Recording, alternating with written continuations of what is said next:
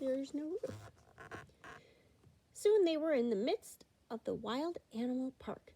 "Look over there," said the zookeeper. "There's our pride of lions. We have a large family here." George pointed in the other direction. "Yes, George," said the zookeeper, "I see the giraffes too. Their tall necks help them eat leaves from the treetops. And there are 2 ostriches running this way." George was happy to be seeing so many amazing animals. The zoo car drove past a small pond. Pink flamingos waded in the water. Their heads bobbed up and down as they walked on spindly legs. "The flamingos turn pink because they eat so many tiny pink shrimps," said the zookeeper, but George was not listening. He had never seen flamingos before. He was curious about how those flamingos were moving. He leaned out of the back of the zoo car as far as he could to take a look, but then, oh, what happened? Can you guess? What happened? Well, first George lost his balance, and then he fell ker-plunk right out of the zoo car. His friend hadn't noticed that he had fallen. George ran as quickly as a little monkey could toward the pond. The flamingos bobbed their heads and lifted their feet one at a time. It looked like they were dancing. George danced with them. Suddenly, the water in the pond started to move. Then a hippo popped its head out from under the water. What a surprise! George stopped dancing and took a look.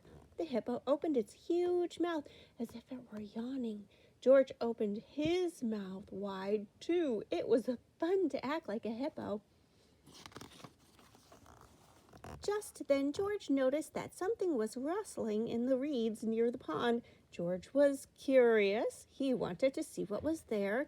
In an instant, he jumped over to the reeds. He poked his nose inside and saw a baby rhino.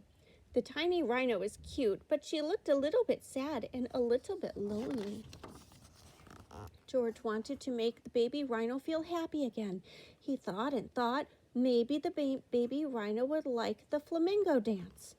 He jumped and bobbed his head and danced his feet up and down. The baby rhino peeked her head out of the reeds so she could watch. George danced more, and the rhino walked out of the reeds. She was curious, too. They were having so much fun that George didn't notice what was behind him. The zookeeper stomped over to George. She did not look happy. The man with the yellow hat was running behind her. "You are a naughty little monkey," said the zookeeper. "You were supposed to stay in the car. You and your friend will have to go now." George walked to the man's side. He waved goodbye to the baby rhino. The man and the zookeeper turned to see whom George was waving to. "The baby rhino." "Why, we've been looking for her all day," said the zookeeper. "She got separated from her mother." George was glad to see the zookeeper looking happy again. He and the man started walking toward the exit. The zookeeper ran to stop them. "Thank you for finding our baby rhino, George, and just in time for her birthday party. Will you join us for some cake?" George jumped with glee. He had forgotten about the party, and he did love cake.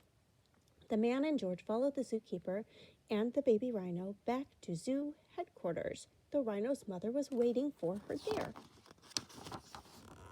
The zookeeper brought out a special birthday cake that was shaped like a rhino. George had never seen a cake like that before. I've never seen a cake like that before either.